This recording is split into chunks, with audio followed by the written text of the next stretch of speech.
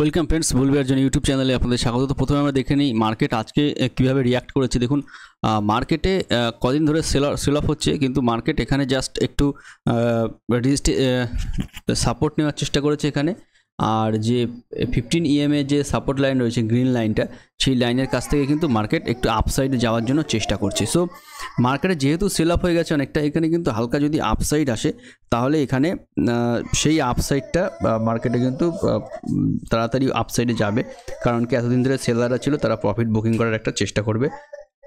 কিছু সেলাররা অবশ্যই চেষ্টা করবে, এবং মার্কেটে আছে যদি আপনারা স্মল ক্যাপ মিড ক্যাপগুলো দেখেন তাহলে দেখবেন যে সেই সব পকেটগুলোতে কিন্তু বিগ বাইং হচ্ছে। 2-3% করে প্রত্যেকটা শেয়ার কিন্তু আপসাইডে গেছে। সুতরাং এটা একটা জাস্ট ফার্স্ট সিগন্যাল যে মার্কেট এখান থেকে আপসাইডে একটা মুভমেন্ট করার চেষ্টায় আছে। সো পুরোপুরি যে আপসাইডে চলে যাবে সেরকম নয়, হয়তো আগামী দুই এক দিনের জন্য কিন্তু মার্কেট আপসাইডে যাওয়ার একটা প্ল্যান করতে পারে, এবং সেরকম কিন্তু সিগন্যাল এখানে পাওয়া যায়। যেহেতু মার্কেটে আজকে দেখুন নিচের দিক থেকে একটি ক্যান্ডেল তৈরি হয়েছে, যেটি পুরোপুরি হ্যামার নয়, কিন্তু নিচের থেকে বাইং সিগন্যাল মার্কেটে দিয়ে গেছে।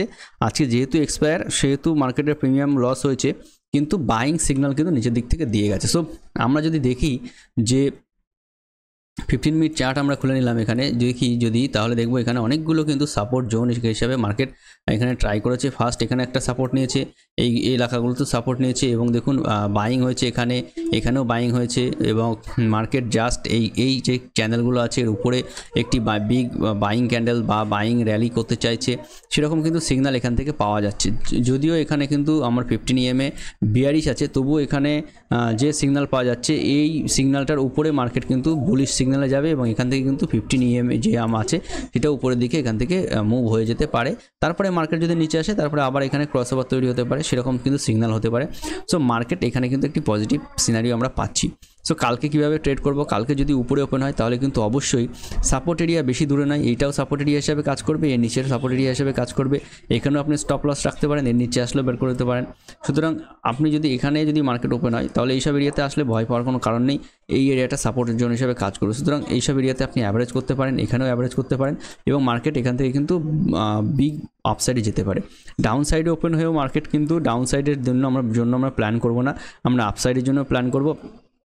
ডাউন সাইডে ওপেন হয়ে মার্কেট যদি ডাউনের দিকে যায় এবং সেখানে কোনো হ্যামার ক্যান্ডেল বা ডোজি ক্যান্ডেল এই ধরনের ক্যান্ডেল যদি মার্কেট তৈরি করে তাহলে কিন্তু আপসাইডে মার্কেট এখান থেকে উপরের দিকে আসতে পারে। সো সেই রকমভাবে কিন্তু আমরা আপসাইডের ট্রেড আমরা কালকে নিতে পারি। সো এই ধরনের ট্রেড মার্কেটে আমরা ব্যাঙ্ক নিফটির ক্ষেত্রে ইনিশিয়েট করতে পারি। আমরা যদি নিফটির ক্ষেত্রে দেখি, নিফটি কিন্তু যথেষ্ট পজিটিভ মোমেন্টাম করেছে, ব্যাঙ্ক নিফটির থেকেও বেশি পজিটিভ মোমেন্টাম নিফটি করেছে। যেহেতু ব্যাঙ্ক নিফটির ক্ষেত্রে আমি দেখাবো যে ব্যাংকের ক্ষেত্রে HDFC ব্যাঙ্ক এখানে নেগেটিভ ছিল। নিফটির ক্ষেত্রে দেখুন মার্কেট এখান থেকে পজিটিভ হয়েছে, এখান থেকে অনেকটা পজিটিভ হওয়ার চেষ্টা করেছে, এবং মার্কেট যদি কালকে গ্যাপ আপ করলে তাহলে কিন্তু নিচের দিকে এসে মার্কেট আবার আপসাইড করতে পারে। সুতরাং মার্কেটে কিন্তু নিফটিতে বড়সড় বাইং জোন রয়েছে, বাইং সেট আপ রয়েছে। সো নিফটি কিন্তু আপসাইড মোমেন্টাম এখান থেকে করতে পারে। সো আমরা যদি দেখে নিই এখানে আমাদের ডিক্সি ইন্ডেক্স কীভাবে কাজ করেছে। সো আমরা ডিক্সির জন্য ডিক্সি ইন্ডেক্স চার্ট খুলে নিচ্ছি। সো ডিক্সি ইন্ডেক্সের চার্ট এটা, এবং ডেইলি চার্টে যদি যাই, ডিক্সি কিন্তু এখানে একটু আপসাইডে যাওয়ার চেষ্টা করছে। সো মার্কেট যেহেতু নিচে এসছে, ডিক্সি ইন্ডেক্স আপসাইডে যাওয়ার চেষ্টা করছে।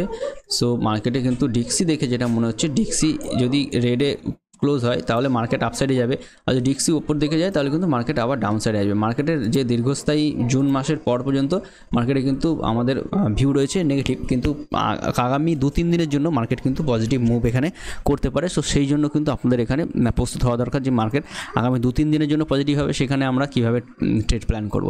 সো আমরা এখানে দেখে নেব বড় বড় ব্যাঙ্কগুলো কীভাবে কাজ করেছে। সো প্রথমেই আমরা দেখে নিই বড় ওয়েটেজের ব্যাঙ্ক, সবার favourite bank HDFC bank 1% gap down করেছে, নিচে 50 ডেজ EM-এর সাপোর্ট রয়েছে। সো এই সাপোর্ট এরিয়ার কাছ থেকে মার্কেট এখান থেকে সাপোর্ট নিয়েছে। সো নিফটি ব্যাঙ্ক কালকে HDFC ব্যাঙ্ক এই গ্যাপ পূরণ করতে আসতে পারে, আবার 50 EM-এর এইসব জায়গাতে ওপেন হলেও কিন্তু একটি বড়সড় গ্রিন ক্যান্ডেল এর পাশাপাশি তৈরি করতে পারে। সো সেরকম সিনারিও কিন্তু এখানে রয়েছে। সো এখানে HDFC ব্যাঙ্কের ক্ষেত্রে একটি গ্রিন ক্যান্ডেল আমরা এক্সপেক্ট করছি, এবং HDFC যদি গ্রিন ক্যান্ডেল হয়, বিগ গ্রিন হয়, তাহলে মার্কেটও কিন্তু বিগ আপসাইডে যাওয়ার চেষ্টা করবে। সো আইসিআইসিআই ব্যাঙ্কে আমরা দেখে নেবো এখানে এক্স্যাক্টলি এইচডিএফসি ব্যাঙ্ক যেভাবে দেখেছি। সো আইসিআইসিআই ব্যাঙ্কের ক্ষেত্রেও মার্কেটে খুব বেশি নেগেটিভিটি নেই। আইসিআইসিআই ব্যাঙ্কও এখান থেকে কিন্তু একটু সাপোর্ট জোনে যাওয়ার চেষ্টা করছে। এসবিআই ব্যাঙ্কের ক্ষেত্রে হালকা নেগেটিভিটি এসছে উপর দিক থেকে। অ্যাক্সিস ব্যাঙ্ক মোটামুটি ডোজি সিস্টেম চালু করেছে। কোটাক ব্যাঙ্ক এখানে পজিটিভলি বাইং করে যাচ্ছে কোটাক ব্যাঙ্কে নিচের দিকে। পাঞ্জাব ব্যাঙ্কও এখানে সাপোর্ট নেওয়ার চেষ্টা করেছে, যদিও পাঞ্জাব ব্যাঙ্ক এখানে কিন্তু বড় সড়ো ইয়েতে নেগেটিভ। পিএসইউ ইন্ডেক্স আজকে গ্রিন ক্যান্ডেল তৈরি করেছে, এরকম একটি ক্যান্ডেল কিন্তু আমি ব্যাঙ্ক নিফটিতে এক্সপেক্ট করছি। So small cap positive, mid ক্যাপেও বাইং হয়েছে, সব স্মল ক্যাপ যেটা বলছিলাম অটোতে কিন্তু বিগ বাইং হচ্ছে, ইনফ্রাস্ট্রাকচারেও বাইং হচ্ছে। সুতরাং বাইং সিগন্যাল এখানে বাইং চলছে। নিচের দিকে যখন মার্কেট এসছে মেটালেও বাইং চলছে। সো রিয়েলিটি সেক্টরেও হালকা বাইং হয়েছে। ফিনান্সিয়াল সেক্টরের নেগেটিভ, সেটাও বাইংয়ে চলে যেতে পারে কালকে। Energy sector positive. সুতরাং মার্কেট এখানে কিন্তু বড়সড় পজিটিভ সিগন্যালই দেখাচ্ছে। দেখা যাক মার্কেট এটা সাস্টেন করতে পারে কিনা, কালকের জন্য মার্কেট রয়েছে। FMCG sector fully positive, big positive, সেটা তো আপনারা এখানে আগের দিনই আমি সেটা আলোচনা করেছি।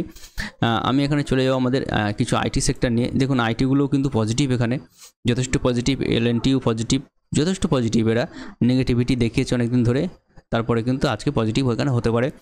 সো ডাউ জোন্স এখানে পজিটিভ, নেগেটিভে খুলেছিল নিচের দিকে, যেহেতু 50 EM এর উপরে কাজকর্ম করছে, সুতরাং এখানে কিন্তু একটু পজিটিভিটি ডাউ জোন্সের ক্ষেত্রে থাকবে। এবং ডাউ জোন্স যে ধরনের ক্যান্ডেল প্যাটার্ন তৈরি করেছে, সো এটা কিন্তু একটি সিগন্যাল দিচ্ছে যে রেড কাট হওয়ার একটা চান্সেস এখানে রয়েছে, এবং সেটা কিন্তু ইন্ডিয়ান মার্কেটে প্রভাব ফেলবে। এবং ডাউ জোন্সের যে রেজিস্ট্যান্স রয়েছে 973, 38,973, অর্থাৎ 39,000-এর জোন, সেই 39,000 জোন ডাউ জোন্স যখনই পার করবে তখনই কিন্তু ডাউ জোন্সের ক্ষেত্রে বড়সড় আপসাইড মোমেন্টাম এখানে চালু হবে।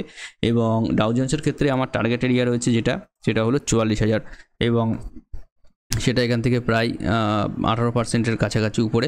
সো ডাউ জোন্স কিন্তু সেই টার্গেটের জন্য এগোচ্ছে এবং ধীরে ধীরে, এবং ডাউ জোন্স যদি এগোয় তাহলে আমাদের মার্কেটও কিন্তু এখান থেকে পজিটিভিটি করতে পারে। ডাউ জোন্স দেখুন নিচের থেকে অনেকটা রিকভারি হয়েছে। আমাদের মার্কেট শুধুমাত্র ইলেকশনের জন্যই নার্ভাসনেসে রয়েছে।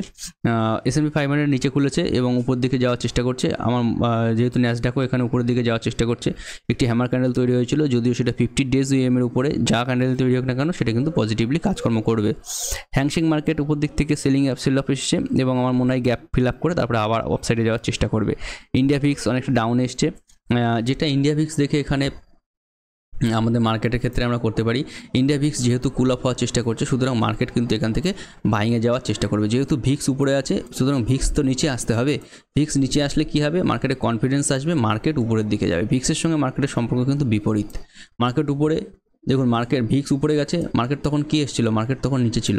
এখন ভিক্স উপরে চলে গেছে, সুতরাং মার্কেট কি হবে, মার্কেট এখন ধীরে ধীরে নিচে আসবে এবং ভিক্স ধীরে ধীরে উপরে যাবে। মার্কেট যখন ভিক্স এখানে চলে আসবে, মার্কেট তখন দেখবেন এখান থেকে নিচে চলে আসছে। ভিক্সের সঙ্গে মার্কেটের সম্পর্ক কিন্তু মোটামুটিভাবে বিপরীত হিসাবেই আমার যে ট্রেড প্ল্যানিং আছে সেই প্ল্যানিং অনুযায়ী চলছে। সুতরাং ভিক্স যেহেতু উপরে আছে, এখান থেকে কিন্তু আপনারা ছোটো ছোটো কোয়ান্টিটিতে বাইং করে চলতে পারেন। সো এই ছিল আজকের আমাদের ট্রেডিং অ্যানালাইসিস, ছোটো ভিডিও বানালাম। সো থ্যাংক ইউ ফ্রেন্ডস, ভিডিওটি ভালো লাগলে অবশ্যই শেয়ার করবেন, লাইক শেয়ার এবং কমেন্ট করে জানাবেন যে কেমন লাগলো। So thank you friends, have a good trading day.